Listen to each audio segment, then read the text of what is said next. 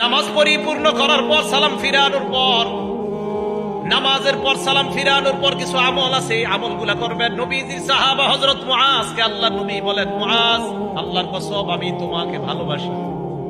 আবার বললেন, মুআজ আল্লাহর কসম আমি তোমাকে ভালোবাসি। সাহাবা নবীর যেটা করার কথা উল্টা নবী সাহাবারে কয়, আমি তোমাকে ভালোবাসি, আমি তোমাকে ভালোবাসি। নবী সাহাবারে কয় ভালোবাসার দাবি নিয়ে বলি, লা তাদান্না দুবরা কুল্লি সালাতিন মাকতুবা আন তাকুলা আল্লাহুম্মা আইন্নি আলা যিকরিকা ওয়া শুকরিকা ওয়া হুসনি ইবাদাতিক। মুআজ তুমি কখনো নামাজের পর এই আমলটা ছাড়বা না। সালাম ফিরানোর সাথে সাথেই তুমি পড়বা আল্লাহুম্মা আইন্নি আলা যিকরিক ওয়া শুকরিক ওয়া হুসনি ইবাদাতিক। তুমি জিন্দেগিতেও নামাজের পরে আমলটা ছাড়বা না। তা আশাবাদী আমি।